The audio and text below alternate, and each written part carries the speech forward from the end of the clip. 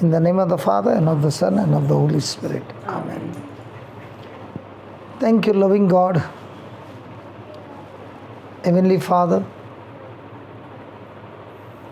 Thank you that you have got great and mighty plans for our goodness, plans for our welfare, and also you want to have an intimate relationship with us so that we are connected to you every moment, enjoying the life that your Son came to give us, life in abundance. As we listen to the word, speak to us the secrets that we need to learn so that we are able to make the corrections,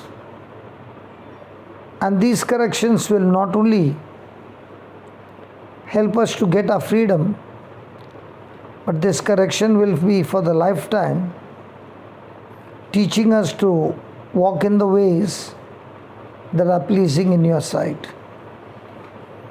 Thank you, Father,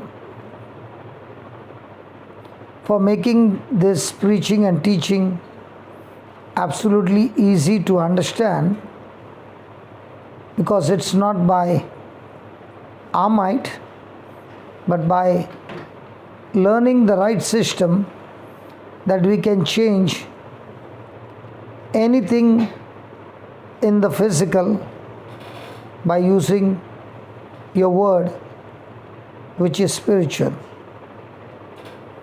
Thank you that you are teaching us the system, helping us to practice the system and apply it in our day-to-day life, so that not only we are victorious, but we in turn are able to teach others to live that victorious life in fellowship with you. Thank you, Father, for being with us and making this teaching extremely easy to understand practically in our life. We thank you for the same. In Jesus' name, amen. If you look at that verse number 1, 2, and 3, let's read it together. In the beginning, God created the heaven and the earth was without form and void, and darkness was upon the face of the deep, and the Spirit of God moved upon the face of the waters. And God said, "Let there be light," and there was light. And God saw the light that it was good, and God divided the light from the darkness. So God is the creator who created the heavens and the earth. Now, before we learn to this, let's go to the 26th verse and understand why it is so important for us to study this truth. In the verse 26, God is saying, God said, come on, everybody, let us make man in our image, after our likeness.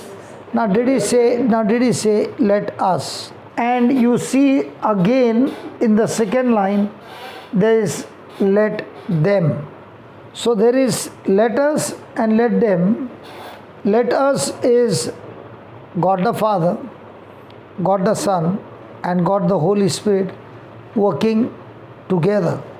And working together, they created the world, they created man, but now God, who is infinite, and it is by words that He created the world, He Himself is saying, because there you see God said.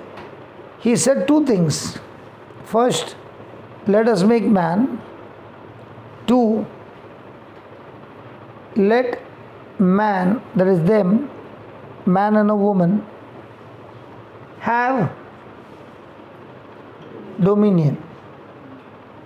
So can you imagine God who created the world is handing over the world to mankind, and is doing this because of love. So you see, God is very, very different.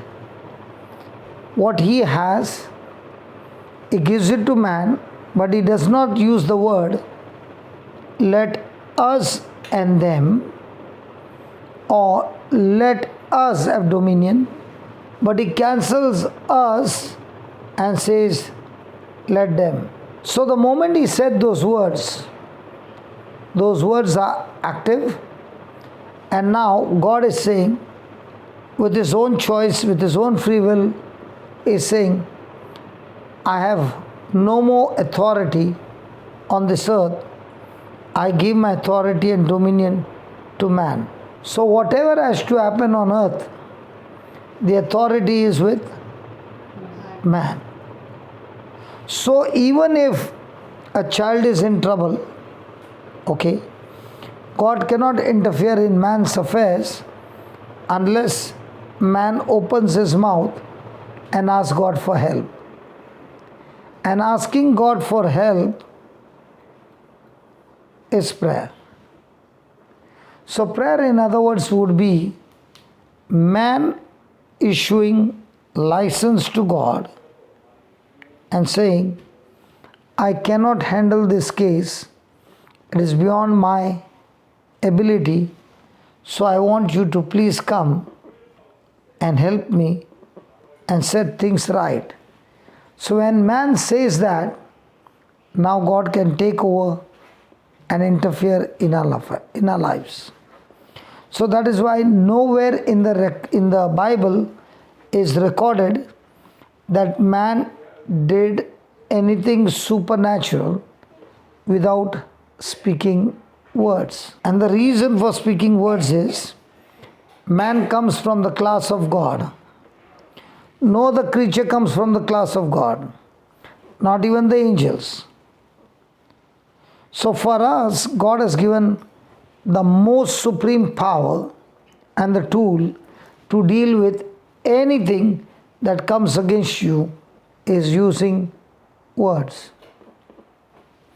So what's your powerful weapon? Words. And these words that you speak must align with the word of God. So who has the dominion on earth? Man. Who has the power to speak words?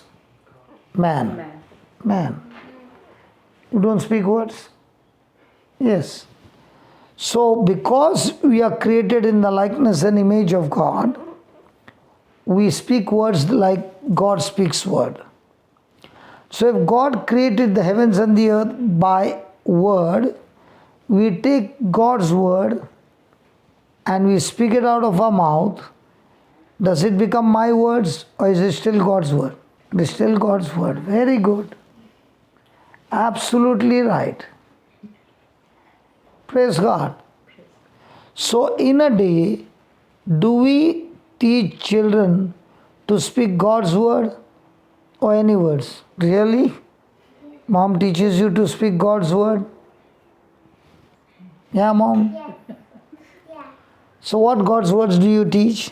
So when you're praying, you're asking God to interfere in your system. So now you see in the 20th verse, so 27, God created man in His own image, and in the image of God created him. He, male and female, He created them. Then God blessed them. Have you ever heard the word blessed? What is blessing? Mummy, please bless me. Have you heard that? Yes. So what is blessing? What is blessing? To be fruitful. Good. And what else? Multiply. Very good. Multiply. What else? Replenish. Replenish. Very good. See? You are getting the answers now. Then? Subdue. Then? Have dominion. So what is the meaning of the word blessing? Blessing means to be fruitful, multiply, replenish, subdue, replenish, subdue, and have dominion. I don't know about you, but when I'm in Ireland, that subdue and replenish, I want to just give an understanding. In Ireland, hunting is not allowed. But a particular season, they allow you to hunt deers as much as you want. But the whole year, it is stopped. Why do they do that? Every year. For deers to have life. For deers to have life. But what happens is, when deers begin to multiply, they cause damage to their grass. So to keep the balance, they allow to hunt. So man was given the power to keep everything under balance.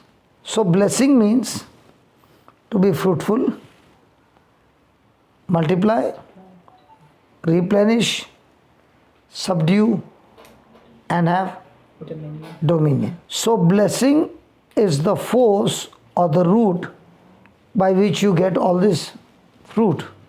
Like you said, I had a son, and then for 10 years I had no more fruit. But you were praying for fruit. Then the blessing brought one fruit, another fruit, and so when the blessing is there, you are always fruitful. But you are fruitful in good things. And the reason of fruitfulness is, the root is blessing. Now go back to Genesis 1.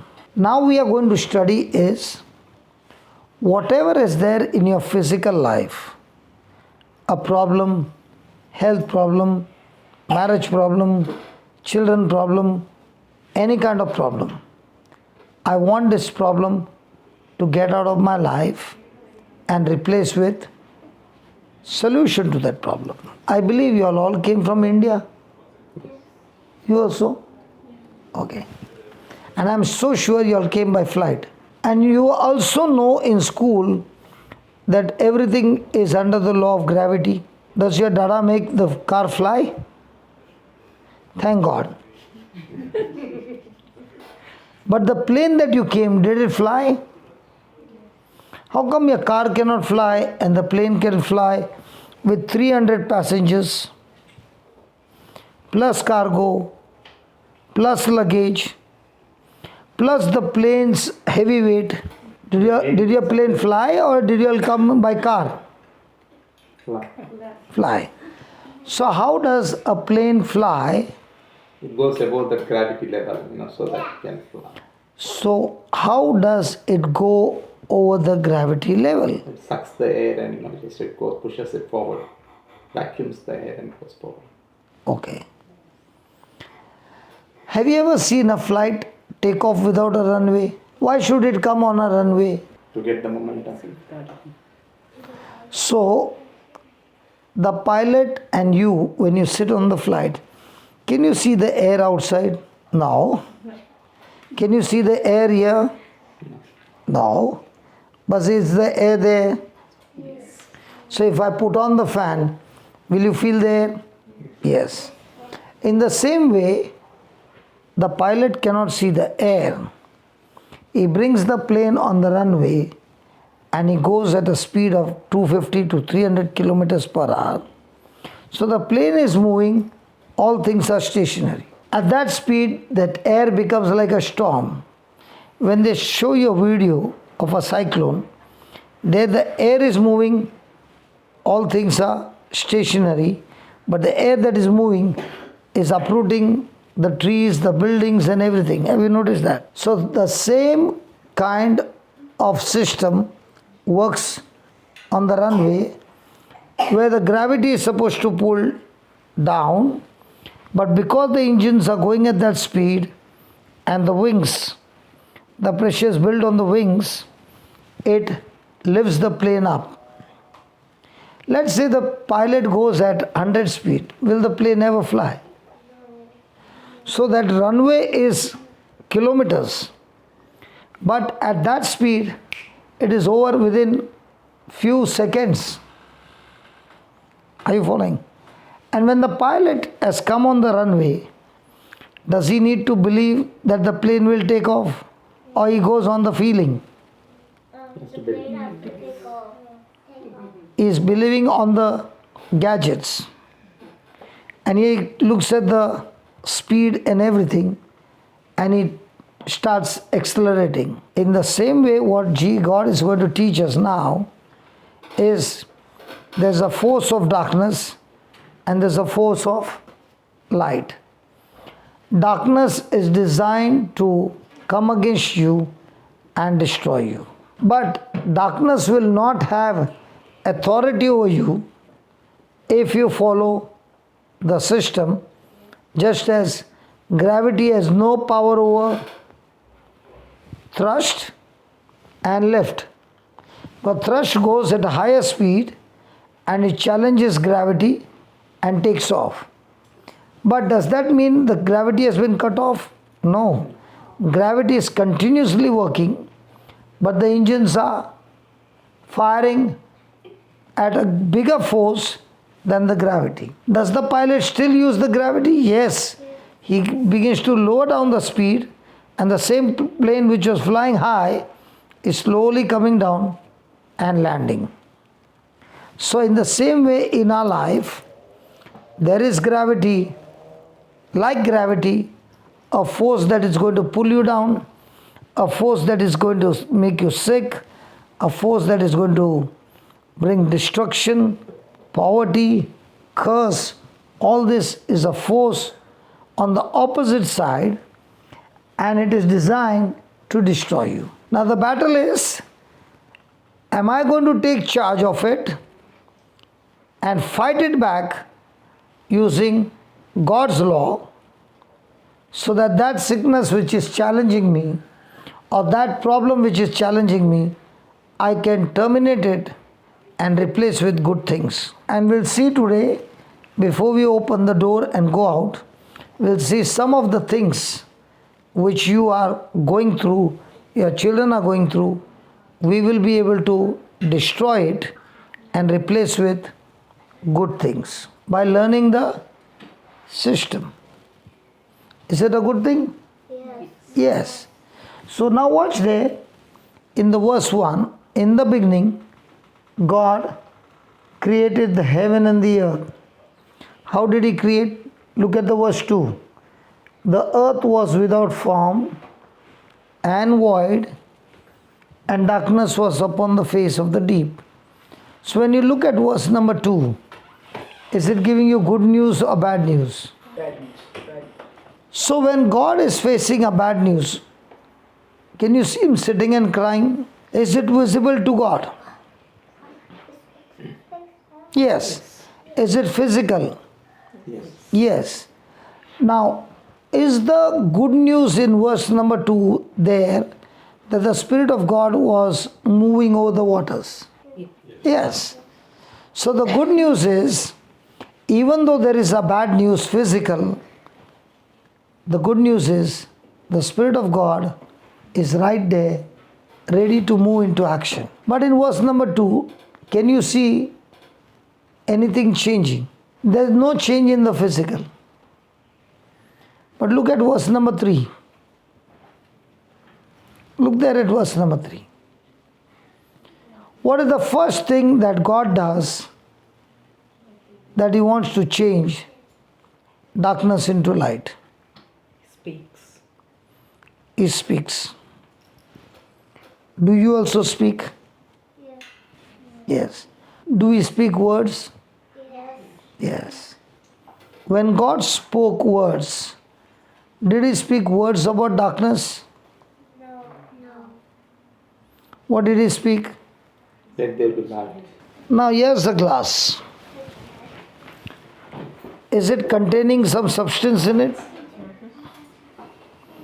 So this glass is a container, and in that container there is a substance called water. In the same way, when you open your mouth and speak words, words are also containers. They are things. Did you hear that? Words are things. Did you know that? Yes. Words are things? How do you say that? Because it got actions. Words don't have actions. Now I'm speaking words. Are they things? It depends on, again. They have power. Power, yeah, they have a power. So are they things? It depends on what you say and it will how they implement on the person. So it has got a things. Okay. Always when we have a communication, I will tell you, come here, I want to tell you some words or some things. Depends again. You don't say, I want to tell you some words. Come on, let's be honest. Let's be honest. And please don't tell anybody anything. Words Nothing. are invisible things that carry substance in it. Now, as she said, when you speak words, it can affect a person and can make a person angry, and can also make a person sad. So, words are things that carry substance. So, here, when God said, He transported spiritual container with thing inside that container called light. Now, could he see darkness? Yes. But did he speak anything about darkness? No. No. When you see something physical and you open your mouth and say, do you speak container with the substance that you see or a substance that you desire to see? Let's be honest. Let's be honest. What we see. See, if we are honest, then you'll say, hey, my God, I need to make correction. But if you say, it's all right, you can keep on saying all right, but your actual life is totally miserable. And the reason it's miserable, because all these years you have been supplying words and transporting miserable substance out of your mouth. Because please understand, God's system is perfect. And once you understand the system and you begin to live your life accurately, applying the substance, you can see supernatural things happening in your life. So I can see things which I don't desire. For example, I am being troubled by something. That something is talking to my senses. Do you have 5 senses? Eyes, Nose, ears, nose, taste, and touch. feeling. So every day we communicate to one another using our 5 senses. And those senses can communicate to you based on physical things. Can your senses communicate to you things not seen? I'm talking about the 5 senses. Oh, right. No. And that's why we live a natural life where we are taught to use our senses. So as long as you are seeing trouble, when you open your mouth, what will you speak? The things that you see and feel, Yes. or the things that you can't see? That we see. Yes, we see. So if you are surrounded with problems and you start saying what you see, will that create more problem or less problem? Because please understand, every time you speak a word, you are releasing substance. That substance can be worry, that substance can be fear, that substance can be hurt, that substance can be anger, frustration, different kind of substance, but the word is the same. Now when God saw darkness, did he open his mouth and speak anything about darkness? When you are faced with some trial and you open your mouth, what do you speak? So are you living your life based on things seen or not seen? So why do we live a life based on seeing? Because right from school we were taught to speak on things seen or not seen. Let me give an example. All of you have got $10.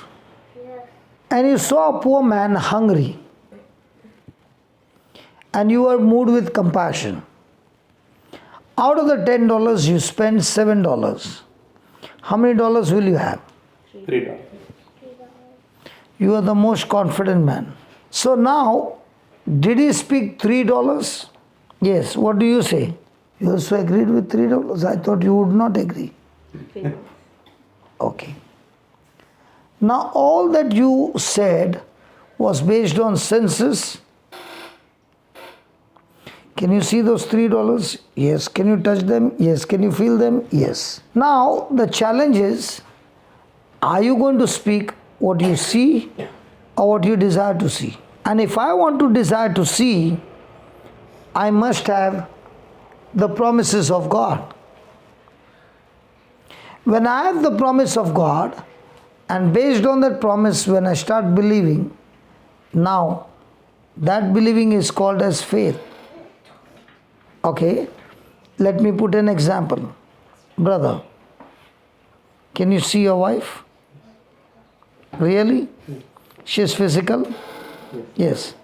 Now, do you have faith to believe that she is sitting next to you? How many of you agree with what he said?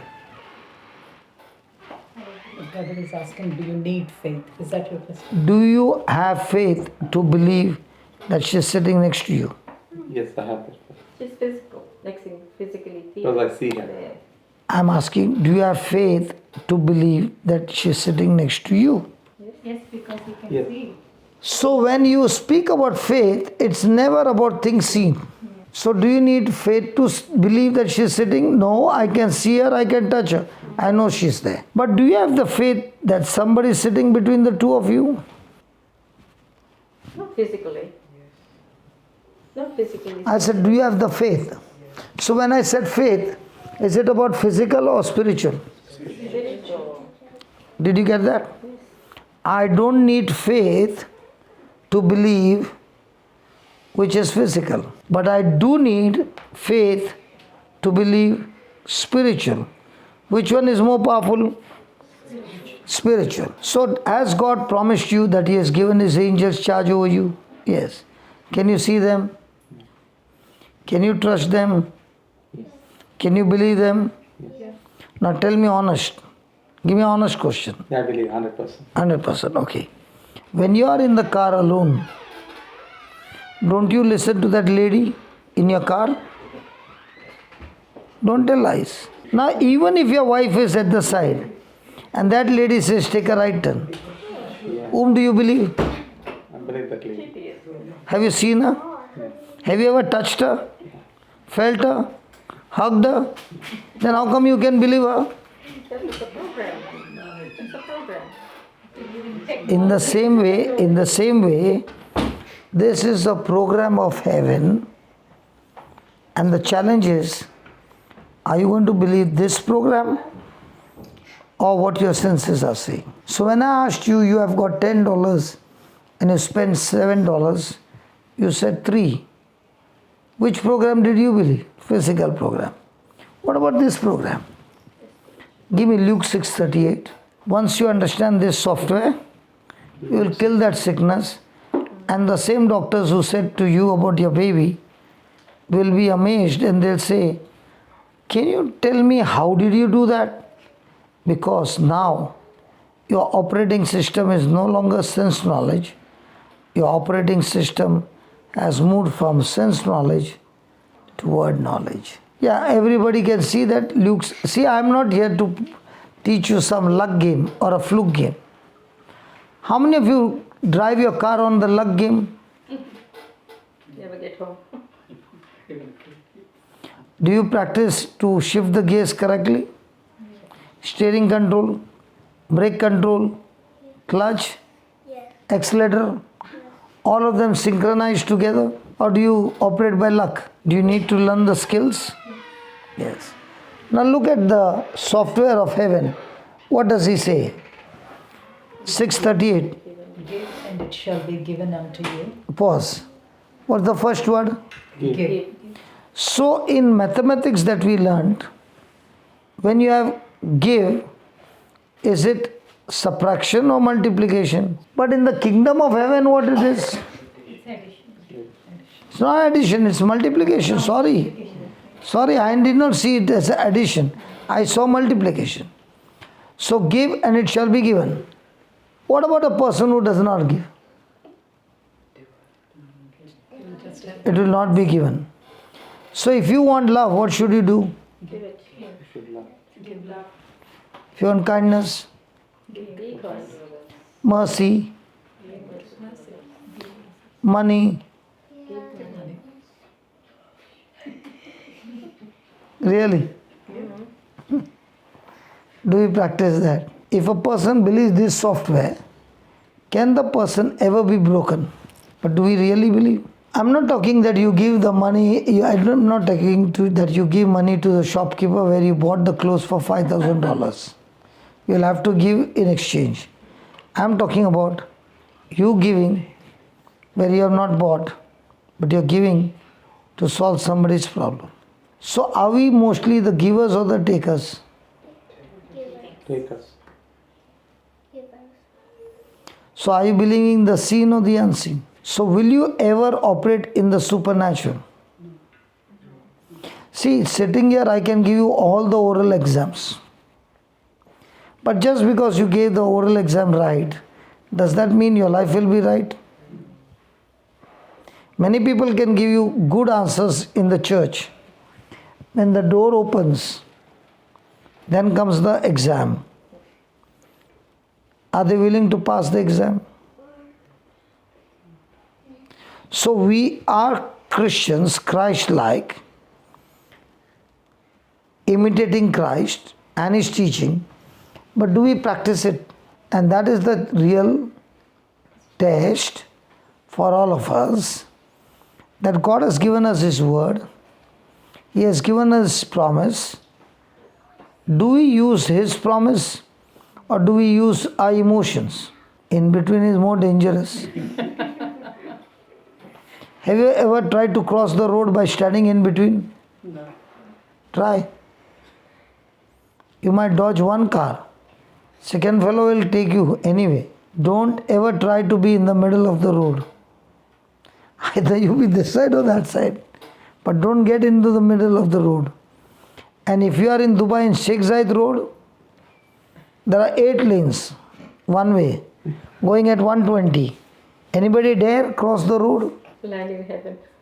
Not necessary. That's right. If he has got Christ, then only. Others you will land in hell. So now, again the question. Do we live our life on the seen or the unseen? Sometimes insane. I'm telling about under pressure. Same. So when you are living on the seen and you are opening your mouth and speaking the seen, did you speak what God said or did you speak what the devil wanted you to say? Because you got to understand this power is not given to the angels. So Satan does not have this power. So he needs somebody to use that word that he wants you to speak. And if you have so spoken the words, let's say, okay, give and it shall be given unto you, good measure, pressed down, shaken together. Go back to Genesis 1. So God saw darkness. He saw earth without form and void. And He opened His mouth and said, let there be light. So when He said, let there be light, did He give a container with substance called light? So what was God actually doing? He was transporting His imagination out of His mouth with substance called light, and the Holy Spirit took that substance, that container, used the substance called light and changed it from spiritual to physical. Whose job is that? Holy Spirit. Whose job is to speak? Us. Or God. Or God to speak the word, Jesus to execute the word. and Holy Spirit to bring that word to pass. Now when God said, let there be light, and there was light. So which one came first? God said, or there was light? God said. Word came first. In our life, which one comes first? First, let me see the light, then I will say, there is a light. I'm not only talking about your baby. It can be any situation. So who is at the driving seat? Your situation or your words? Depends situation. Can you explain to me depend again? Depends on what state of belief and faith you have. So, Yeah.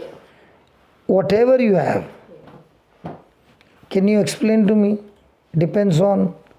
Depends on the situation. Okay, if the situation is bad, If you have a strong faith, I believe in God. If I don't have, then I'll fall apart. so how do you know you got a strong faith? My experience and talking to God. So let's say you got a strong faith talking to God and you got some bad report from the doctor. What would you open your mouth and say? Thank God. I did myself when I had cancer, when I was diagnosed. So what did you say? Thank God for the cancer? Yes. So I can stand for His word. So did you say thank God for the cancer or thank God in the midst of cancer? No, thank God for the help from God. We receive from God His promise. And that promise, we don't deserve it. None of us deserve it. Because we have all got disqualified with our sin. But the promise that He gave becomes mercy and grace. And that mercy and grace, we open our mouth and we speak things aligning with the Word of God. And that's why it's so important that we speak what God said. And when you speak what God said, then God is faithful to bring it to pass. I thank God that the cancer is gone. Okay? But we got to follow the system. The system says that God said, let there be light, and there was light. So I can never thank God for the darkness. But I can surely thank God in the midst of darkness that He has given me the power to speak the light. And when I speak the light, God, thank you so much that the word that I've spoken has changed darkness into light. So don't ever thank God for, but thank God in, because the Bible is very clear, God never gave you cancer. It is a thief who comes to steal, kill and destroy. But I've come to give you life, life in abundance. So from now on, what is your good decision going to be? Will I speak what I see, which I don't desire? Or will I speak what I desire? What I desire. So in the whole day, which one do we speak? For example, the child just burped. Let's say the child gets some sickness. What's the first thing the mother says? I'll give you the medicine. Take rest. Get well. You'll be fine. But does she use the application here? And when somebody asks the mother, how is your child? What do you say? What God said? Or what your emotions are saying? It's difficult to say how present time the baby is. So if the present time the baby is sick, what would you say? She's sick. Now when she's saying she's sick, did she speak life to the baby or death to the baby? Nothing. She spoke death. So does the devil need to do anything, or all he has to do is put pressure? Please understand. From your mouth comes the words that decides the seeds that you are planting for your future. So under pressure, what do we plant? What kind of seeds do we plant? So do you need the devil to do something? No, your words have done it. Because you yourself are created in the likeness and image of God. And that is why I have to understand that the words I speak have power to create, and they also have the power to destroy. So if God used words to change physical things, what am I going to use? Words. Why? I come from the family of God. God created man like him. So if God never used darkness, even though it was there, he looked at darkness and said, let there be light. So what are you going to train yourself from now on? To speak like God said, Yeah. or to speak like majority speaks? So according to what God said, how is your baby now? She's healed. 1 in a million. I would say she's of course she's 1 in a million, you know. Yeah. So what you'll say? She's 1 in a million, she has got that sickness. No. Then what will you say? She used to be 1 in a million, but that is got cancelled. Because my Jesus took that sickness out and gave her eternal life. That now the doctors did a check and they can't find 1 in a million. She has been set free. Now would that be a system according to the word? So when did the Holy Spirit move into action? When we see the same word. When God spoke the word. So most of the time, do we give Holy Spirit the chance to speak, to receive the word? Or we give words not found in the kingdom? So can we change that? Can we change the substance? From worry, fear to faith? And when it is faith, do I need to say anything about darkness? Do I need to speak to the darkness, let there be light? So thank God, God has taught us that the miracle is going to depend on us if we supply the raw material called faith. And when we speak the raw material called faith, we will see with our own eyes that faith destroying the sickness and the disease and displaying to people the words of God. So which one came first? God spoke first or God said first? Which one comes first? God said or God saw? First you say and then you see. But if you are waiting to see and then you say, you got disqualified. First you say what you desire to see. And then you will see. But what do? The same or the other way around? So who is responsible over that? Is the devil destroying our children or our own words are destroying? Because you got to take a check and ask. Today in 1 hour I spoke 100 words. How many words were God's word? You said today you spoke all the words were God's word. Tell me a few words. He said that there be light, so What you have not read. Brother is asking, what have you spoken today from morning that is God's word? And there was a misunderstanding. He might be asking, what did I speak now? That's what I was thinking too. How come I misunderstood him? So every time I open my mouth, am I releasing a container? Yes. Should I be very vigilant that I release the right container? When I release a wrong container, can it damage my life? I'll give you just a glimpse about how I learned this. I was never a person to go to church because I did not believe. And from a young age, God was so good to me that He blessed me with lots of riches. So by 22 in Bombay, I had already built up a house, flat, already had business. So I was on a very fast track. And at that age, when money started coming on high proportion, friends also started coming on high proportion. And friends began to teach me many things, and I also taught friends many things. of the world. So I lived a corrupted life, a fighting life, club life, you name it, all sin was in my life. But I did not understand because I thought it was my hard work that gave me this money. So because I was already on a half-fast track, I told Dad I want to get married at 23. So Dad said that's too early. So I said others make house at 30. I made it at 22.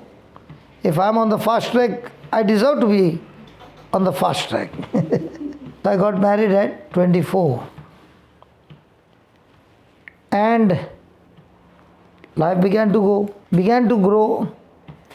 And one day, I reached home late. It was very common to come home late. But that day, Dad opened his mouth and said, "Is this the time to come home?"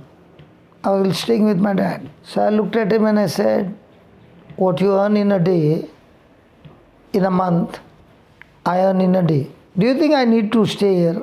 I can very well take a place and stay." So I walked out of the house the next day. And after I walked out of the house came the downfall. Every tool I was making was going for a toss. And I went into loss and loss and loss. The same business now started getting extremely bad. And I went into a huge loss. And I did not know what to do. And I got depressed. In the midst of depression, I called up Mom. Boys will call Mom, right? Will they call Dad? Who's got the money, Dad or Mom? Dad. Mom. But Mom will keep the money. But Mom will not use the money. Mom has got only the chavi. But the authority and everything is still controlled. Only making Mom happy that I don't need to give a salary. And without salary, make her work all her life. But keep telling her, see, all the money is with you. But the mother will not use the money. I'm talking about my mom. She also had the chavi. But can she give me money without asking Dad? No. So she told me, don't do anything. I'll talk to Dad. And Dad came to my rescue. In spite of my dialogue, gave me the money, but did not ask me even once, were you not the one who gave me the dialogue? He gave me the money, but the depression was so bad that a lady came to my house and told my wife, if you take your husband to the place I tell you, your husband will get well. So my wife said, I don't know. Can you please help me? She said, okay. I'll lock my children at home because her children were small, and I'll come to your house early morning. We can pick up your husband and go. Now I was behaving like a 2-year-old boy. I don't know my name. I don't know who's my wife. I don't know who are my children. And she takes me. There I begin to hammer people in the retreat house. So in the first 40 minutes, I'm put out of the retreat house. So from there, another person takes me to another place. And here, the priest is celebrating the Mass. And one thought is coming in my mind. If you don't run from here, they are going to kill you. So I'm making all my plans to start hammering again. Because I was already in the gangs. So fighting was part of the game. But here I did not fight. Here I became like a lamb. And the priest, after Mass and all that, laying of hands, he said to my wife, bring him here for 9 days. Don't take 1 day holiday. Bring him for all the 9 days, and you can take him home. Your husband is completely healed. So my wife is taking me back home in a rickshaw. She's looking at me and she's saying, you are completely healed. Now do you think I was completely healed? Memory is again zero. Sickness is there. My neck used to stretch like this all the time. It is there. All symptoms are there. But what did the priest say? Tekimo is already healed. Now what should my wife say? If you are in a place, what would you say? Tell me honestly. Don't give me all good answers. Might not have believed it. Huh? Might not have believed what Father is saying. Because everything is the same. Situation hasn't changed. No change. I also don't know what was the sermon on that day. Something happened to her that she said continuously, "You are completely healed." Next day morning, she taught the children. Children were at that time 7 and 8 years old. Go and tell daddy is completely healed. So in a day, how many times I'm hearing? Nothing less than 400, 500 times. No other prayer they are saying. Only you are completely healed. And taking me to that same place. On the fifth day morning, I look at my wife and I call out her name. Shall we just wait for this mother? Because I want that mother also to get the hold of this. Because once the mother gets the hold, no, she's not going to spare the devil. So on the fifth day, early morning, I called her name. Now it was very surprising for her that I could remember her name. So she started crying. And she ran inside and brought both the daughters and said, "Who are these?" She said, "These are our daughters." "Okay, tell me their names." I told their names. Then she asked me, "Tell me, who are you?" I said, "I'm your husband." "And what's your name?" "My name is Johnson." That morning, she and the children were praising God, and this neck got healed instantly that morning. 26 years, no problem. Now she began to teach me, and she understood. Now 5 days, what was she doing? Speaking symptoms seen or speaking word of God not seen? Honestly speaking, you ask yourself, if you are in a situation like this, what would you speak? As long as you are speaking things which are seen, you are calling curse and self-destruction in your life. And this world is teaching us and training us to speak only the things that are seen. And the real challenge is, as long as you are speaking things that are seen, you are living the lowest life, miserable life. But the moment you shift from seen to what God is saying, remember, God's word is God Himself. So do we say God's word? Or do we say the words that we feel? So let me give another example from the Bible. We'll pick up examples so that we understand the system. The second system, Joshua 1:8. And what I'm teaching is very, very small. On YouTube, it's way deep for you to understand. This book of the law shall not depart out of thy mouth, but thou shalt meditate therein day and night, that thou mayest observe to do according to all that is written therein. For then thou shalt make thy way prosperous, and then thou shalt have good success. Can you read the last two lines? For then thou shalt make thy way prosperous, and then thou shalt have good success. So who is supposed to make you prosperous? Who is supposed to make you prosperous? Who is supposed to give you success?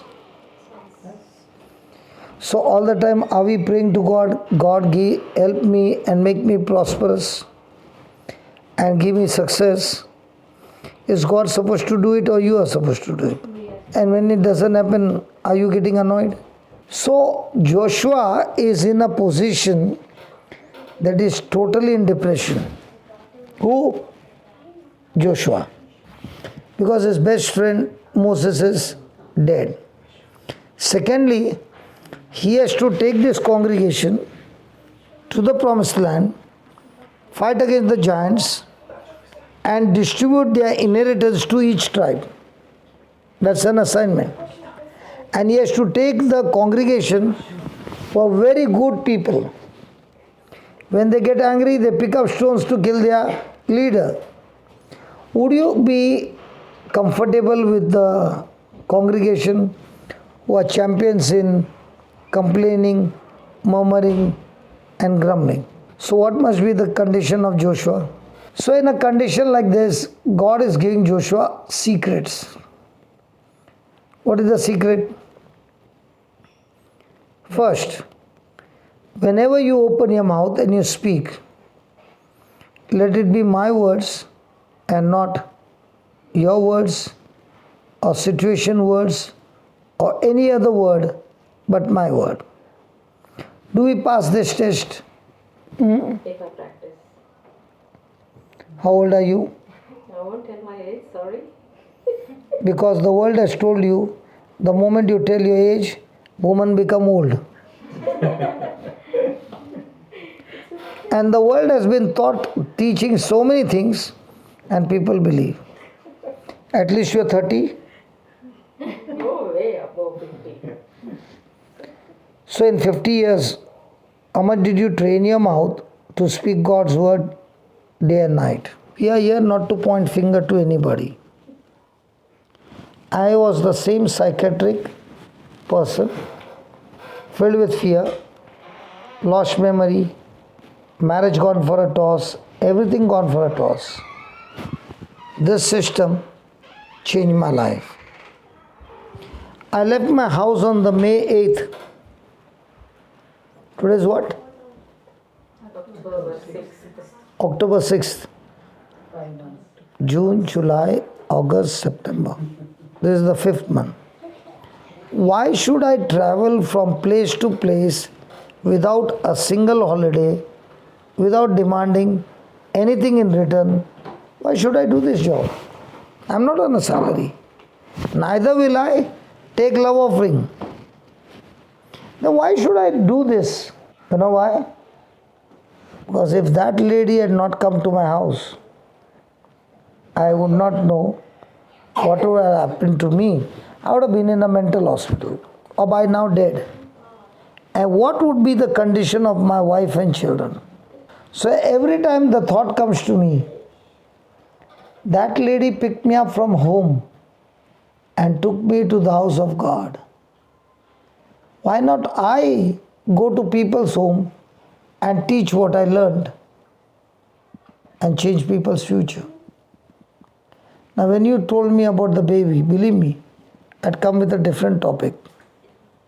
The moment you told me, when I come the next time, this baby will be saying, you know, you came to my house, taught my mom and dad, and all the reports have changed. And I'm not only living, I'm living in the glory of God, and I'm going to do the same that you did. Can I earn that money, my money? You see on the YouTube every day, blind eyes opening, deaf ears opening, cancer destroyed, all this. Now, this is every day, not one day. Now tell me, can I earn that with money? Because one lady came and changed my future. Now don't you think it's my turn to change other people's future?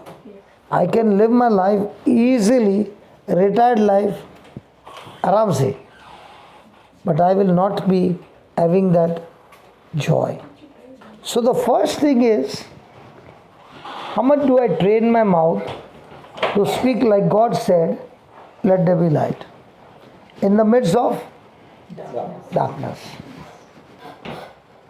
Are we trained to do that?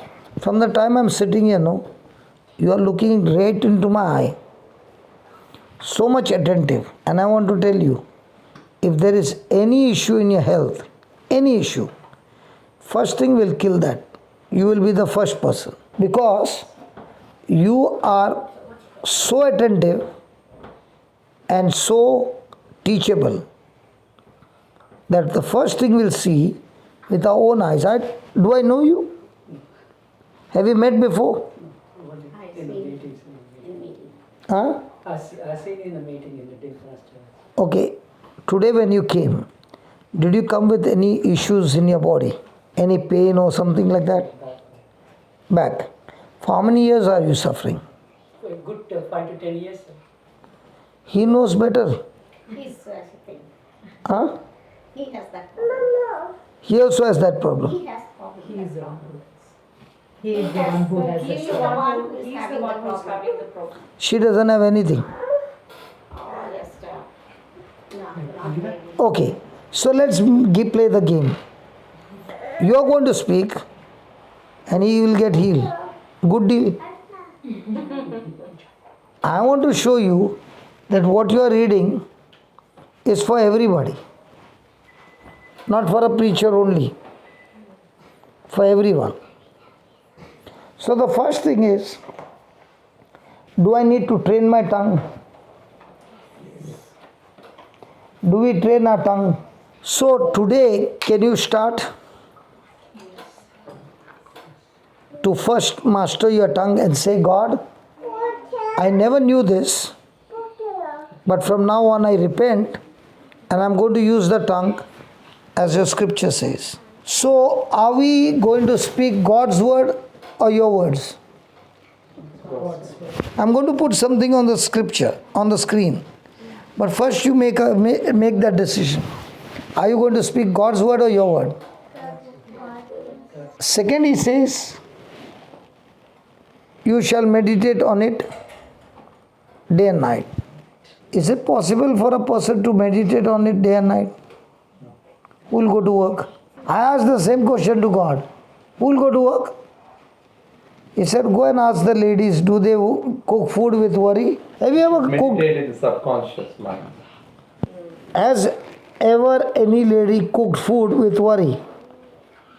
Never. You have never got worried? Do you all understand what I'm saying? Yeah. Brother, do you understand what I'm asking these ladies? Yes. Yes. Has your wife ever got worried? Yeah. Yes.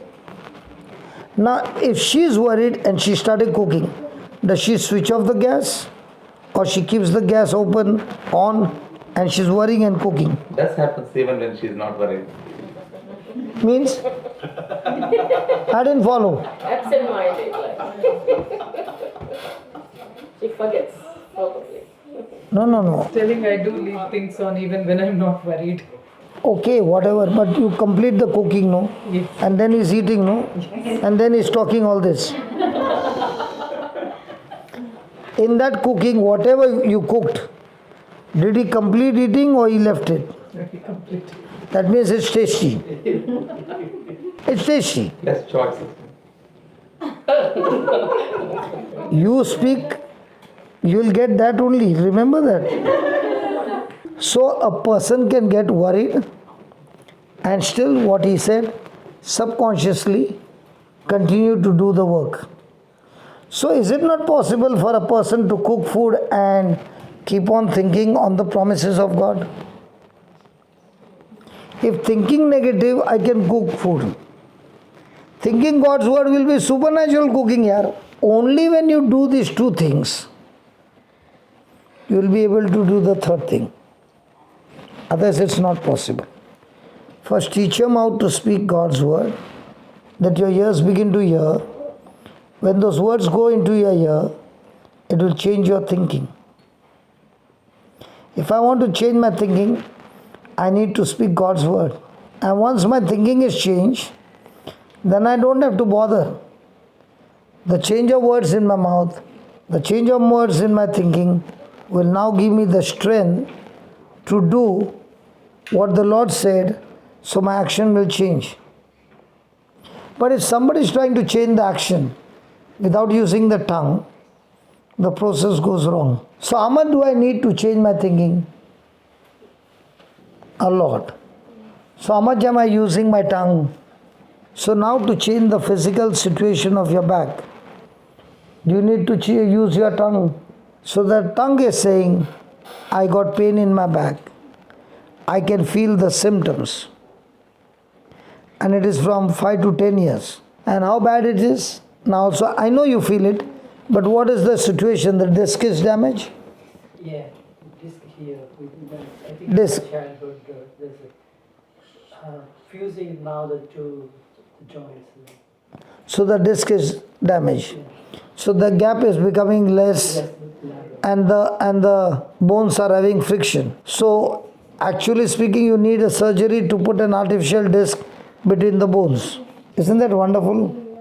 So wife is going to do the surgery of the husband. And you will go out of this door completely healed. But now for that to happen, I have to show her the promise. What he's saying is things seen and felt. And now we have to destroy it by speaking things from the Bible which is unseen. And these things which you speak, you're going to mix with substance called faith, the promise. And just as God said, and then it was, in the same way when you say, the Holy Spirit will take what you say and confirm and perform the miracle. So did Jesus say, those who believe in me, signs and wonders will follow them? Or did he say, wherever signs and wonders are there, you follow them? So when you follow Jesus, signs and wonders will follow you. Follow you. Yeah. In our life, does signs and wonders follow us or we follow signs and wonders? So which one should follow? The opposite, the other way. But where are we following? Are you understanding what I'm saying? So are you supposed to follow Jesus? Yes. Then signs and wonders will follow you. Yes. So most of the time, where do you want to go? So you want to see signs and wonders following, and then you follow them. So the system is right or wrong? Wrong is opposite. So now when I tell you and show you, and you, surgeon, you're going to follow those words, then will sign and wonder follow you both? So you will be able to do action only when you do A and B. And when you follow A, B and C, you shall make your way and you shall have. So let's go to Luke 13, verse number 10. So, verse 10. Read that verse 10. Read it from here, brother. And he And he was was teaching teaching in one of the synagogues on the Sabbath. So can you read please? And he was teaching in one of the synagogues on the Sabbath. Then. And behold, there was a woman which had a spirit infirmity 18 years, and was bowed together, and could in no wise lift up herself. So this woman had what? 18 years she was infirmity. You said this woman had infirmity. Spirit of infirmity. So what was causing this problem? The spirit. So did Jesus deal with that infirmity or did he deal with the spirit? And when Jesus saw her, he called her to him and said unto her, No. Woman, See. thou art risen from thine infirmity. Then And he laid his hand on her, he laid his hands on her and immediately she was, and immediately she died. and he glorified God. And immediately she died. She was made straight and glorified God. Faith that Jesus had seen her, and she had the faith that Jesus So healed her. could, now you are in that situation. Let's say you are a disciple of Jesus. Now what did Jesus see her? As a sickness or a spirit of infirmity? So did Jesus see that as a physical or spiritual? Now when he saw the spiritual spirit, did he say the spirit is there? Or did he rebuke the spirit? He had taken the action to, in a way that he would rebuke the spirit to go away from her. Now when he said that, Did the spirit leave her? Yes. After that, what happened? Then she was able to straighten up and praise God. So, shall we deal with the same thing? Surgeon? Are you ready? See, you got to be ready because 10 years is not a joke, massaging somebody's back. And the husband might be taking nice advantage also. The day it is not there also, he'll say, please no. No, brother, she was saying he doesn't even tell. Generally doesn't tell anything. Doesn't even tell that he has got a pain. Like that. What? He doesn't tell you that he's got pain. No, just pain. Yeah, he basically has something like that. So he likes to bear it. Yes, God has given, so I had to go through it. God has given, very good. That's a good cause. God has given you, very good. Let God's will be done. So God gave you. Yes. God gave, so whatever is my situation, so let your God's will done. God gave you. Now God gave in a way that this is what is life is. So it's a part of the life. Let's first talk that. God gave you. Not God gave, it's part of the life. Part of the life, who gave you? God gave the life. So now if God gave this, so God is a bad cop and Jesus is a good cop. God gave that lady and Jesus goes and removes that spirit from that lady. Good cop, bad cop. One is a bad cop who gave and Jesus is a good cop who got it out. And yet Jesus does the will of the Father. According to you, God gave him. Let's scrutinize this. According to you, God gave it. So God gave this lady the spirit of infirmity for 18 years. Jesus looks at her and cast it out. So did Jesus carry out the Father's will or went against the Father's will? Because the Father is the one who gave and Jesus is the one who removed it. So I never knew in the kingdom of God there is a good cop and bad cop working together. Do one thing, no, why don't you do a human interpretation, remove that bulb and put your finger there. Yeah, I can do that, then I'll be dead. I won't do that kind of stupid thing. You knew the reality. But all these days, that's what I was thinking. That God gave me and He's testing me. That's true. Very nice, man. So why are you not saying God gave me sin also? So why did Jesus go and die on the cross? If God has given, why should Jesus go and take all that God has given us on the cross? Because God has given His Son to take our sins on Him and He got to on the cross. But who is the author who gave you all that? It all came from Adam's sin. Yes. It came from disobedience. So, who is bringing? The thief is bringing or God is bringing? But I was in interpretation that it is given by God to test. At least now, Now I understand. can you make the correction? Yes. That's what we said. Now I understand. It is very clear, Jesus said, it is the thief who comes to steal. And what does he come to steal? He comes to steal God's word. Yeah. Because once the God's word is stolen, you cannot do anything. So the moment the God's word is stolen, the testimony is destroyed. And now we will kill you, surely torturing you to death. So once you realize that God is a good God, He can never ever tempt anybody with evil. He will never use evil to teach you a lesson. Because if He uses evil, He and evil are working together in partnership. It is my own thinking, my own words, my own decisions that have brought trouble in my life. Okay, I will answer their question. Go to Deuteronomy 30 verse 19. Because as long as he is thinking God has given, no chance it can go. Because if God has given, if God has given and is using faith to get it out, is going against God's will. If God has given him, how can he ask God to take it out? If it is God's will for him to have that back pain and is praying faith, Isn't he using faith against God's will? God's will is that he should be sick. So can he use faith to get rid of that sickness? He would go against God's will.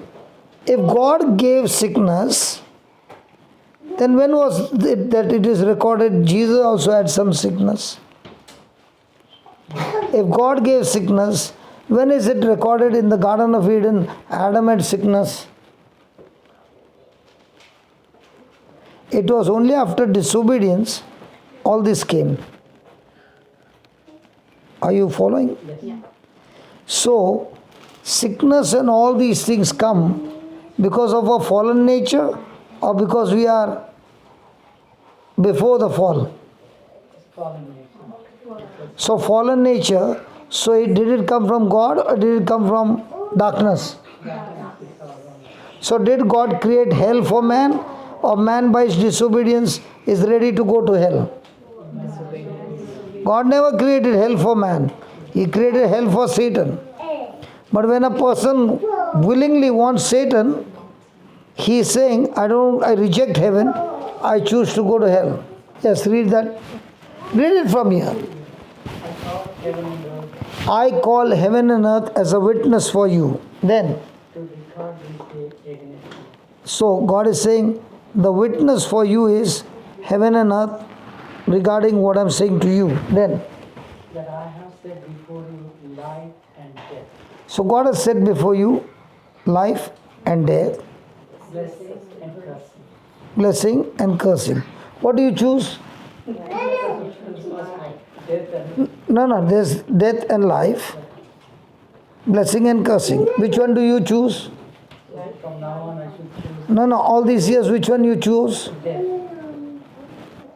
And when you are saying this, God gave me and it is God's will, Satan will say, very good, keep saying. That lady who is laughing, no? She had arthritis that she could not pick up a phone. She had an arthritis that she could not take a few steps. The husband had to carry her to take her to the washroom. I don't know whether she was even able to change her clothes. Because to change your clothes, you need your hand movement. Couldn't. So the husband was using that. Okay. Now, when she started listening to the word of God, she realized it's my own choice that has brought me there. Because the words that I've spoken for throughout the day is not aligning with the God's word. I never prayed over her. But she was listening on YouTube. And when she heard on the YouTube the truth, she started, and I when the preaching was going on YouTube, she would put the notes. So I called her and I said, you're very good in typing. On Zoom. Okay, on Zoom. So I said, you're very good in typing. Can you do one favor for me? When the teaching is ready, if you can type out the whole teaching, okay, word by word, it will help so many people. So can you please do it? Now, is it easy to type 3 hours teaching? If it is 3 hours teaching, it will take nothing less than 12 hours. Because she can't go on hearing. She hears a line, types. Does she need to hear attentively? Yes. I will even go back. Yeah. Now, to do one track, she was listening to it over and over again. Now, was that touching a mouth? Yes. Was it touching her ears? Was it changing her thinking? Yes. So she got so engrossed in that, she forgot about asking for healing. And she kept doing the tracks. And she did not even realize when she was healed. And when she went to the doctor for, they call you, after some time, follow up. The doctor looked at everything and said, the medicine is working great. And Amen. And she told the doctor, I want to tell you, it's been months now, 1 year, I've stopped taking medicines. So he asked her, how did you reverse? Anybody nurse? What is arthritis? It's a disease of the joints, inflammation in the joints. What is damage in the joints? Cartilages on the top of the bone. So is it getting worn out? No, the joints are getting worn out. Yeah. So now are the bones having friction? Every joint in the body. So the cartilages which are supposed to be the cushion So are all worn out, worn out. eaten up. Now eaten up cartilages have to be recreated, and the only way is surgery. And also he said there's no cure. I know that arthritis has no cure. Arthritis can only be arrested because those cartilages are already worn out. But can the word of God create? Now, did she know at that time the process? No. Because I told her, and because husband and wife were good, they said, let's bless others. You got a typing gift. You got a typing gift. Let's help others. So you do. So she did not know that when she was typing, it's okay. When she was typing, hey brother, your children are very good. When I go to other places, no, this thing also starts shaking. So I'm on a good ground. Don't worry. So now, what was the intention? Let's help others. What happened? The words in the mouth, the words in the ears affected the mind, and now the action changed. Now, if a person has got arthritis, is it easy to type? So with that pain she is typing. So is she ignoring the pain and focusing on the word? So here also, is he going to focus on seen or unseen? So the moment you start focusing on the unseen, you are using the tools of heaven, and things which are there has to change. Not will change, it has to change. When you put sugar in the coffee and stir it, good amount of sugar, the coffee is bitter. Will it change? It will change, or it has to change? Has to change. Why? Sugar will make it sweet. In the same way, now what you read, if you use that word, will it change you or it has to change you? So now, has God given you this? No. No, the way the Not word, the pain. the word has given. Word is given to us. So this sickness came from where? From darkness. Do you agree that? Yes. So is it God's will? No. Were you deceived for all these years? Yes. Now you will see with your own eyes, with this deception, 10 years he suffered. Okay? I'm not going to touch. The wife is going to touch. She's saying, payback time. हम लोग बम्बई में थूक लगा के मारता था number कब आएगा थूक लगा के मारता था Ready?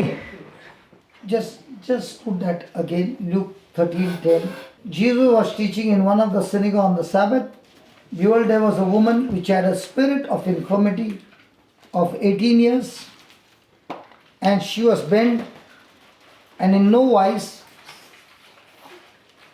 she could lift up herself. Praise God. Praise God. What did Jesus do? 13th verse, please look over there. He laid his hands on her. He laid his hands on her, and immediately she died. She was made straight. She was made Straight. straight. So now, brother, she's going to do speaking on the same words. I'll give her the words. You got to concentrate, closing your ears. Concentrate on every word that she is speaking. God said, let there be light, and there was light. In the same way, she is going to speak Jesus' words. And those words will go and attack the spirit of infirmity of 10 years. Okay? And as you hear, you agree with that. Okay? Yes. And the next moment, your back is free. You will be able to even lift her and dance with her. She's happy. Okay, ready? Hold hands together. Okay, now look here. Close your eyes. You close your eyes. I will give you the words. Say this, Lord Jesus, Lord Jesus, I thank you, I thank you, I praise you I praise you for teaching me the truth, for teaching me the truth, teaching us the truth. teaching us the truth.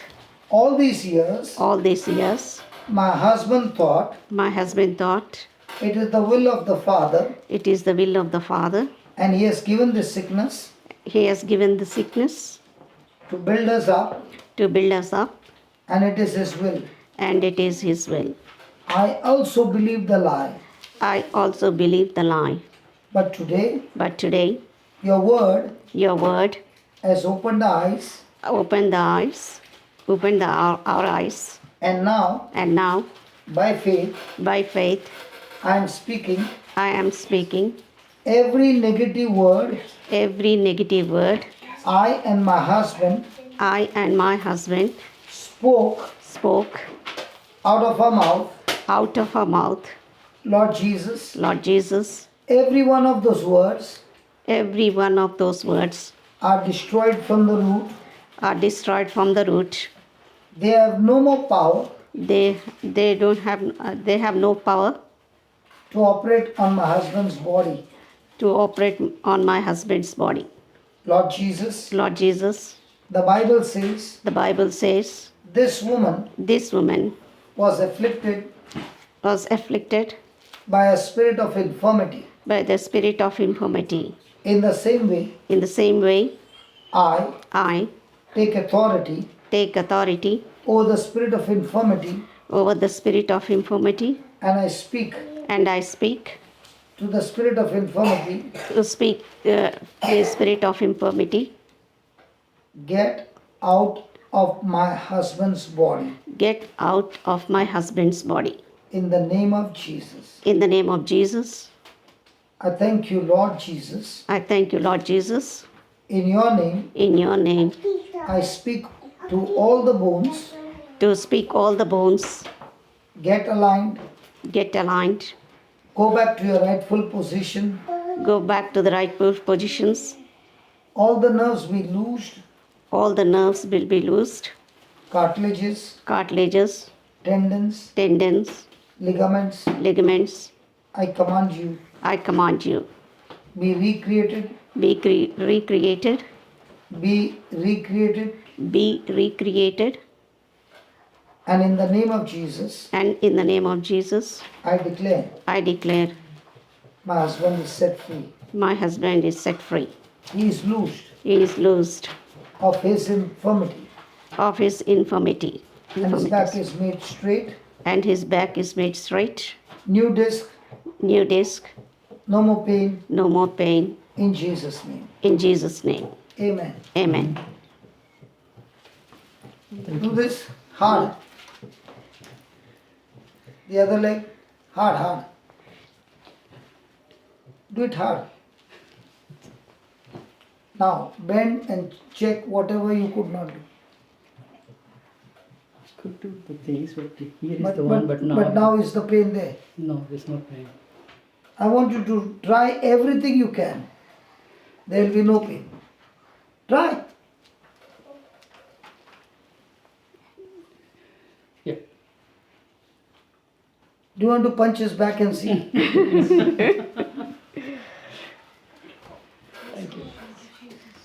What was your feeling when those words entered your ears?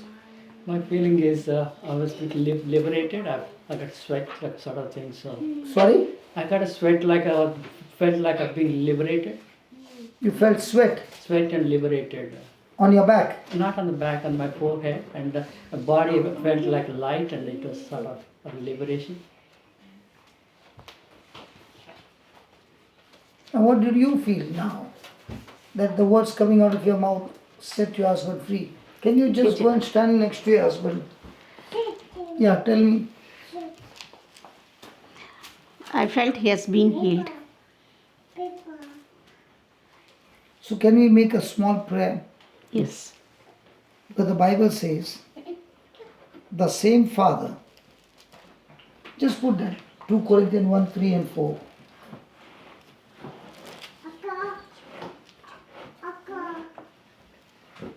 Two Corinthians 1, 3 and 4. 3 and 4. Can you read that please? Both of you. Blessed be God. God, even the Father of our Lord Jesus Christ, the Father of mercies and the God of all comfort. Is He the God of all comfort? Yep. Yes, he is. Is He the God of mercy? Yep. He is. Did He deal with you according to your mistakes? Yes. No, Yes. He didn't. He has out of compassion, he has liberated. I'm not deserved to be. Yes. So did He have mercy? Yes. Yes. Who Comfort thee comforted us Tribulation. in some all in our all our tribulation, that we may be that God may be Able to comfort. that God may be, we may be. that the preacher may be. No, we may be. No, yeah. we. That the preacher may be. No, we may be. Read correctly. That we May be. Might be only the priest. No, No. whoever believes. No. Might be only for the nuns. No.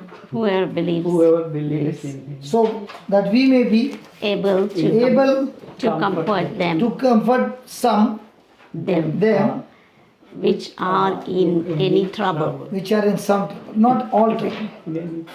Huh? Any trouble. Any trouble. Who is supposed to comfort? We. We. So now have you got a healing ministry? Yes or no? Yes. According to the word of God, have you got a healing ministry or no? Yes. Yes. By By the comfort therewith we ourselves are comforted of God. now tell me honestly, as a wife, are you comforted now looking at your husband being free? Yeah. And what about you? Yes. Yes. Now don't you think it's your turn now to comfort those people who are watching on the video? Can you go a little behind? Yes. No, I'm talking. There are thousands of people who will be watching and who are watching. And they just saw what happened. And that Holy Spirit that created this miracle, don't you think it's now your turn to talk to those people and comfort them? But the Bible is very, very clear. The God of all comfort, who comforted you, has now given you that power, that anointing, that you can now go and comfort people in any kind of trouble, including your situation. So can you understand the kind of love that the Father has? And it's your turn to comfort others. Okay? You close your eyes, I'll help you. Okay? Hold hands together. Close your eyes and say this. Lord Jesus, Lord Jesus, it was because of the lie of the devil it is because of the lie of the devil that I believed that I believed it to be true. That Heavenly Father, you are the one you are the one who gave me this sickness you gave me the sickness to teach me, to strengthen me.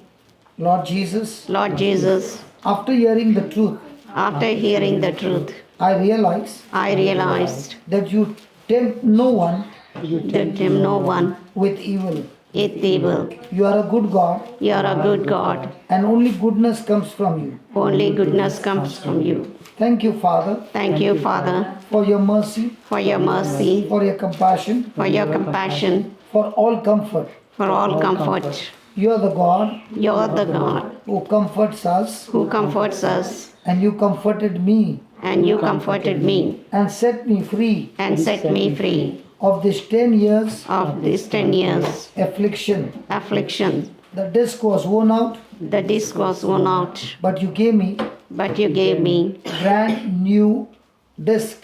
brand new disc.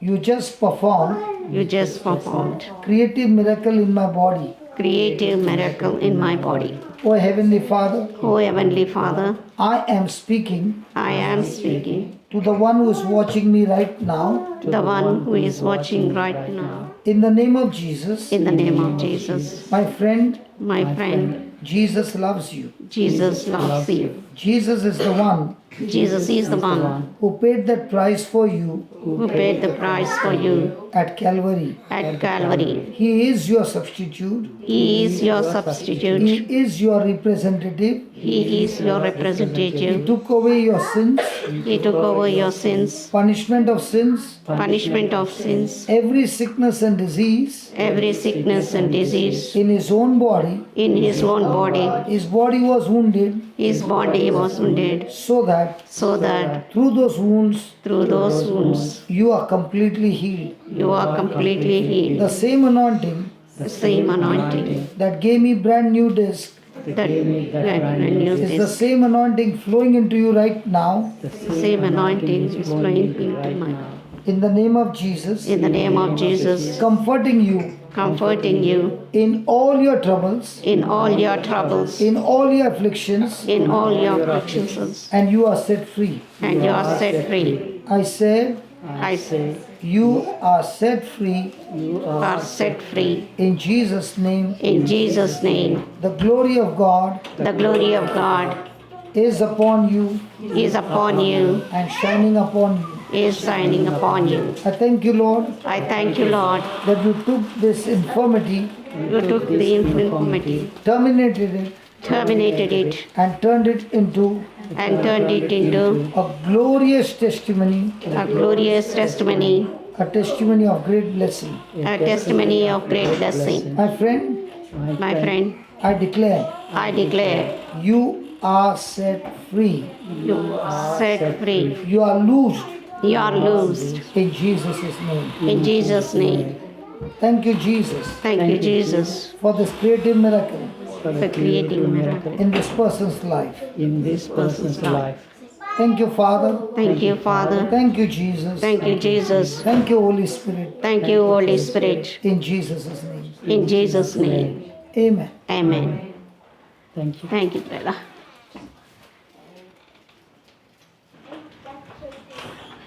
Praise God. Now, what are you writing is going to help you in all areas of your life. If there is a wrong understanding, you can't get healed. Only the truth will set you free. So, write down there are two kinds of truth.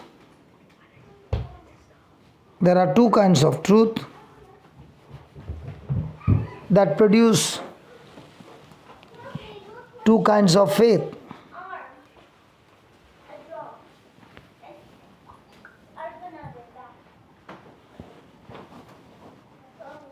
The first kind of truth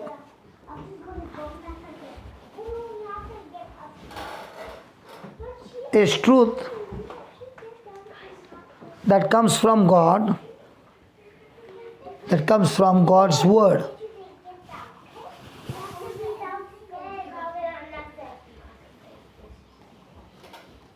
This walk of faith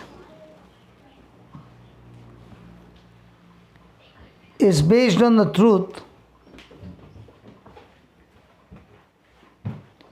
of God's word.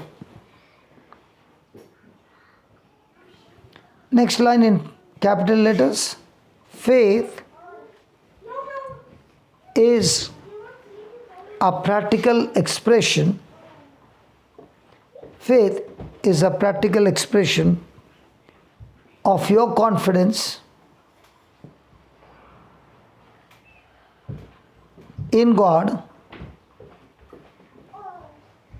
and in His Word.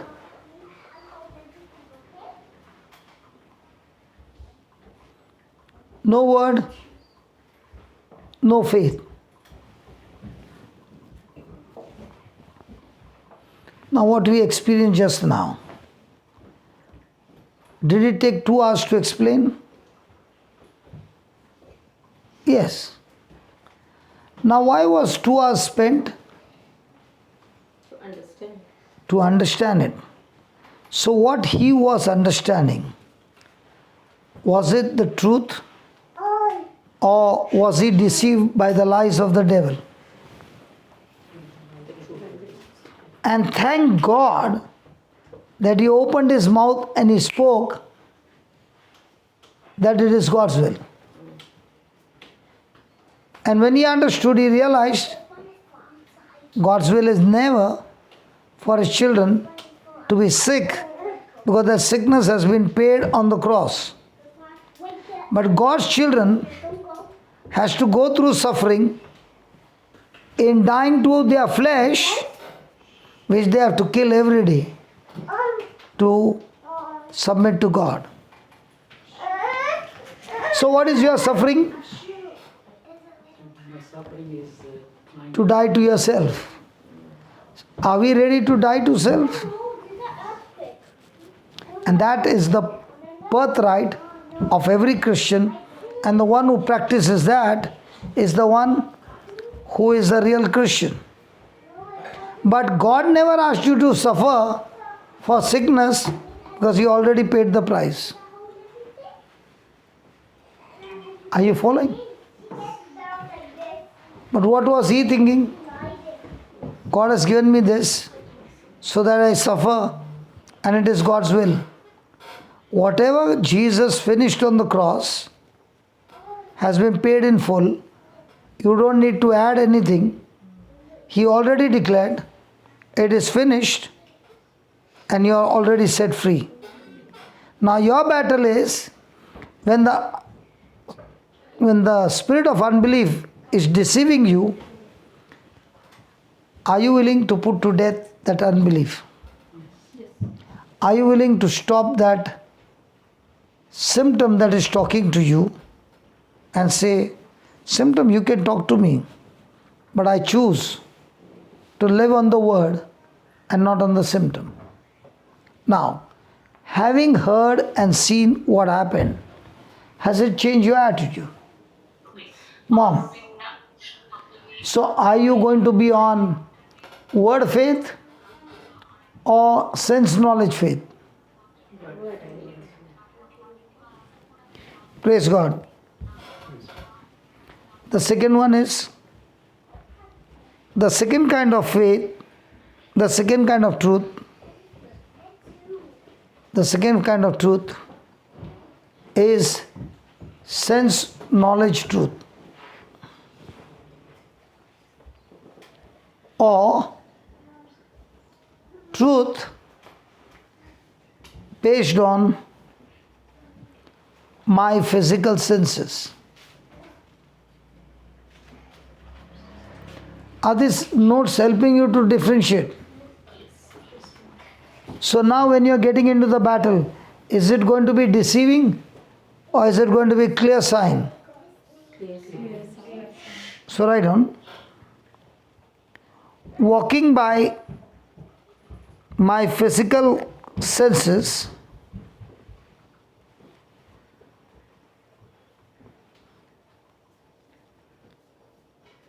is based on sense knowledge truth. Is based on sense knowledge truth. So my friend,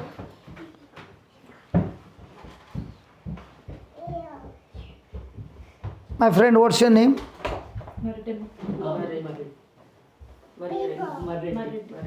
Marit. Maretik.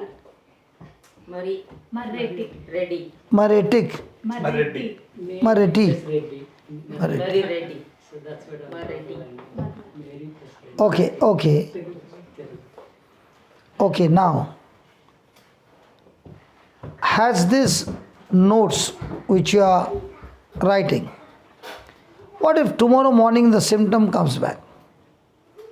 I'm going to exercise the faith that God has healed all. That God has healed you. Won't you think of using the same scripture?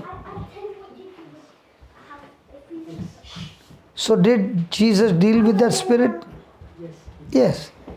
Are you going to say it's come back? Or are you going to laugh and say, God, thank you for giving me good training to kick that fellow out again and again? I'm getting good practice.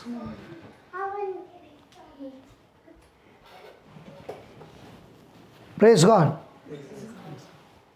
So is it going to take practice? Yes. Yes. See, it is one thing to get healed, and much more important is to keep your healing. To get healing, you can come to a session like this and get a jump start and go. But after that comes the real thing, that the enemy comes with some other lies. But are you going to hold on to the truth? Will the truth make you free? Yes. Yes. So write down, whatever I embrace, You want me to give it to him? He wants to copy this? whatever I embrace as my truth decides my destiny. Repeat that sentence. Whatever I embrace as my truth determines my destiny. Now, what was the problem here? Disbelief. You did not even know it was disbelief. You thought what you were doing was right. So the moment you realized that this is not the truth, you said, I'm not embracing you anymore. 10 years you had it enough because I was deceived. But now that I know the truth, I no longer embrace you, and that's what changed the destiny. So when you look into the Bible, those who got victories, in all their victories, if you see, it looked unnatural to get victory.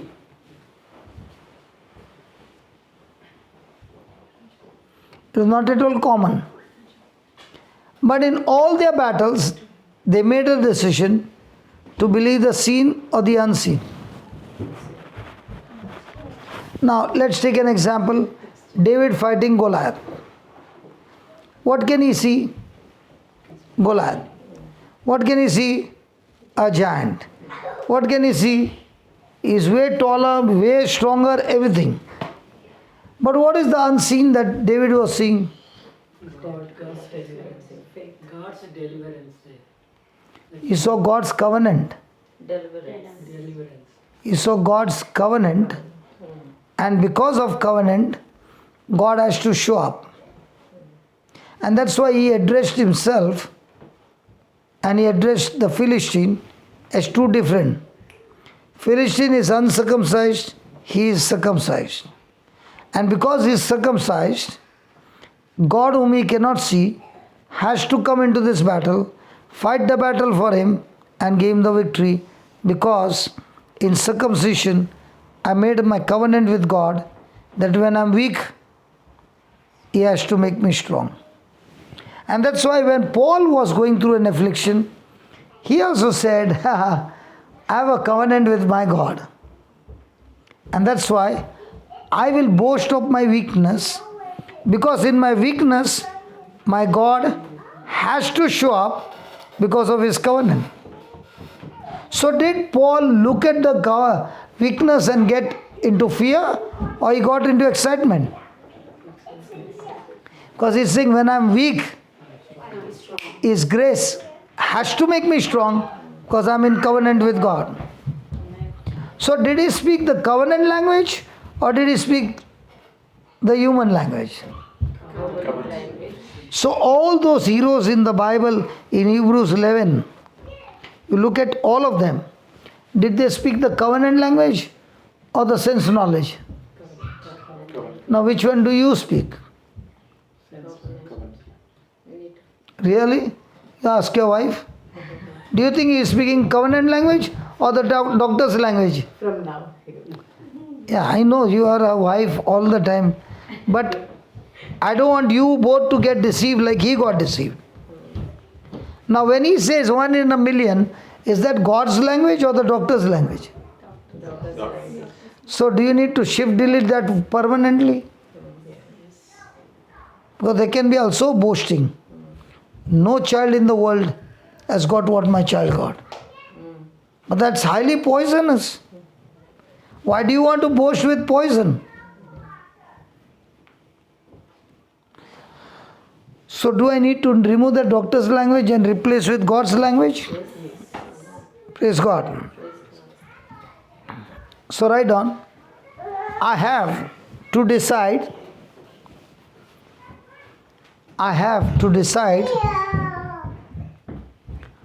which truth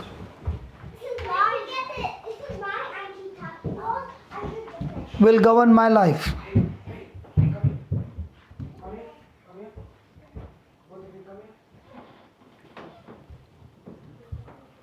Is that right? Let's say that's your baby. Yes.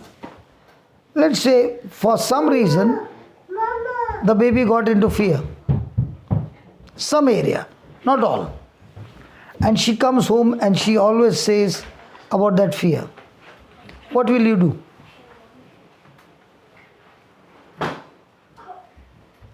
Because I'm talking to you something which is practical. How will you comfort her? Don't worry, don't fear. Does it work? So, practical. Okay? Let's say your baby has got difficulty in one subject. She's a very sincere girl. Okay? But she wants to get good marks in that subject for which she is under stress. Possible? Baby, does that happen? She's good in studies, in all the subjects. That's when it is more. Because she might be thinking, I want to score the highest. And when it doesn't happen, those who are always on the highest, when it doesn't happen, they can go into severe depression. Like us, any marks okay. Sahi hai ki nahi? That's how it should. But those who are always on the top list, if some other student came and overtook for that even 1 mark, they are so sensitive They can't handle it. that they can't take it.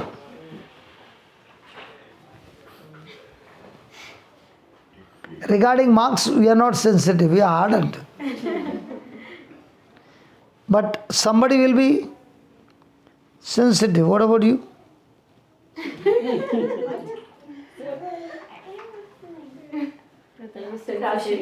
Sensitive when you get your Are you sensitive in your marks? Or any marks will do?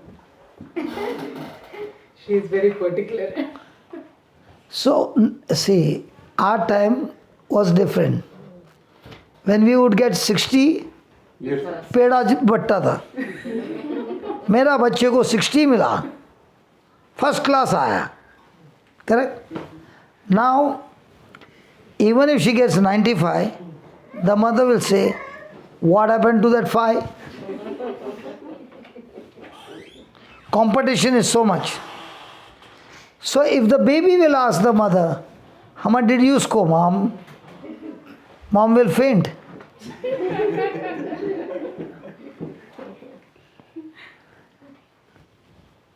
Correct. Times have changed. And we look at them so perfect, they should score 100 out of 100 in everything. Let's say they scored, but then in those marks they are very good. But what about the other area of life?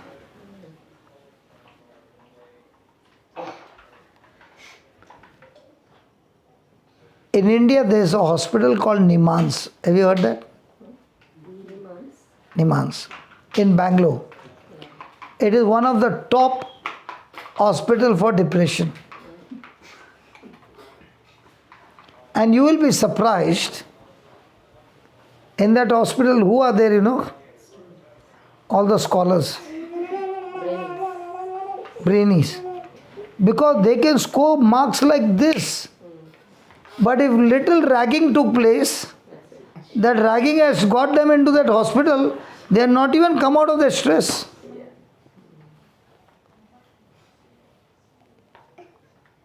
The devil can use anything to get our children into trouble. So, for all the mothers and fathers, I am giving you a testimony of mine. When my children were small, they saw their dad, a complete different person, in the gangs, with the knife, in the club, and all that. Now, will they come close to me? They had fear. So, after I changed, now I am full of love, okay? I want to grab them. And they start screaming out of fear. Because they can see their dad break things like an animal during those days. Okay. So I went to the priest and said, this is the case. Now I become correct, but the children have become wrong. They look at me in that same memory. So what do? He said, it's very easy. There is a scripture in Hebrews 13:5. Put that Hebrews 13:5. 8:8.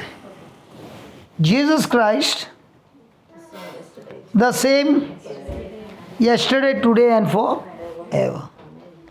So I can't go to my past. But is Jesus Christ the same yesterday, today, and forever? I cannot go and rectify things which are gone wrong. But if I can invite Jesus and ask him to erase those bad memories, he is the same. So this priest said, when your children are sleeping and you lay hands, everything will go in. When the child is awake and the child says no, then he is not agreeing. So we used to wait for the children to sleep. Once they slept, both the hands on both children, and we used to say, Jesus, you are the same yesterday, today, and forever. So please walk into my children's life. And there are many incidents that have happened negative, and those seeds are inside in their conscious, subconscious, or unconscious mind. For example, the mother was pregnant. The baby is inside. If the mother is depressed those 9 months, it will affect the baby. So there are certain incidents that have happened during pregnancy. Certain incidents have happened after that. So Jesus, you are the same yesterday, today, and forever.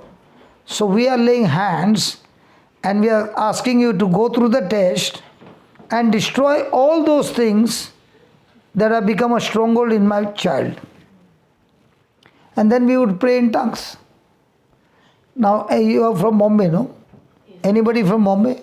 In Bombay, there's a particular person coming with this thing, bugu, bugu, bugu, bugu, bugu, and he takes a rope and he hits on his bare body and the big sound comes. How come they came to Kerala also? In Andhra it is there? Yes. Is there? Yes. You have seen? So when that fellow used to come, my younger daughter used to go under the chair and start shivering. And I am a person who used to be solid like this, and my daughter like the darbok. So when we were praying to get rid of what I had done, about 10-15 days later on, she was standing on the grill. In Bombay, we have got windows with grill. Here there are no grills. But you must be remembering. So on that grill she was standing, and she would have been 8 years old or 7 years old. And that fellow started coming. Normally she would get down and hide. That day she is looking and telling me, Dad, look at that madman. He is hitting his own body with a rope. Okay. When this incident took place, the Holy Spirit said, what you are praying in tongues, not only those memories have gone, every memory is gone. So, when we were small, the parents would become Ghoda Gadi. How do you say that? The father will become a horse and the child will sit on the back. So, they started sitting on my back at 8 and 9 years old. So, God began to take them on the same journey even when they grew up. So, can I destroy the stronghold from my children's life, from my spouse's life, from my relative's life? Yes. And if that loved one is not there, can I take a photograph, keep the photograph there, lay my hand and believe I am laying hand on my loved one and still get the job done? Praise God. So write down, I have a choice. I have a choice to either be governed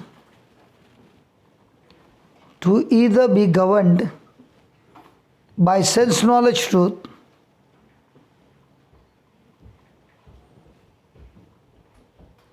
or the truth of God's word.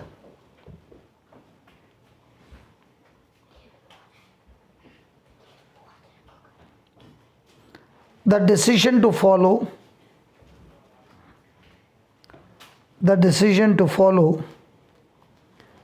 God's word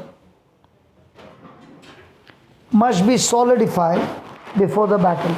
So do we solidify before the battle the truth or worry? So do I need to solidify, like David said, I'm ready to go on the battle? Did he solidify in his thoughts? Yes.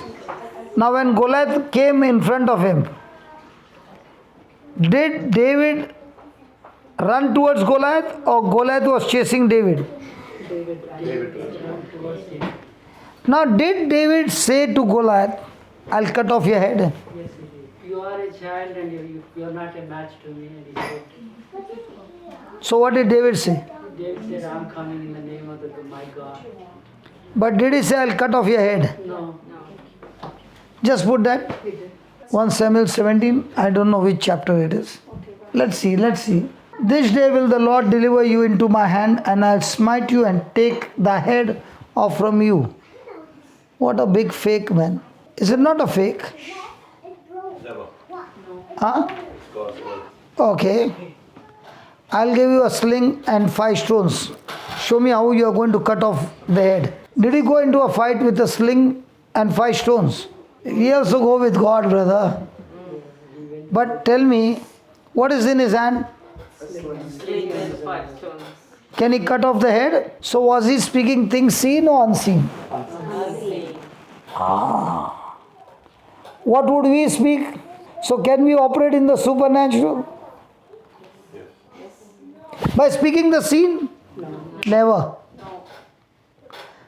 But when he spoke the unseen, is there anywhere that he can see the knife in his hand, a sword in his eye? He tried it, he couldn't hold on to it. That's the reason he removed it and went into bed. Sorry? They put him all the things on him, but he was so heavy, he couldn't hang on to it. Because he had never handled He it. never handled it. So what was he using? Something that he had fought the battles in the past. So is God going to use your experience to fight the battles in your current situation? So do you need to look at somebody else's way of fighting battles? Do you need to stick to your own ways how God has been helping you? And everybody's experience also is unique. But in every battle, one thing is common, use the sword of the Spirit.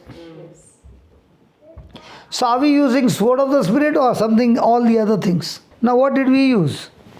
The sword of the Spirit.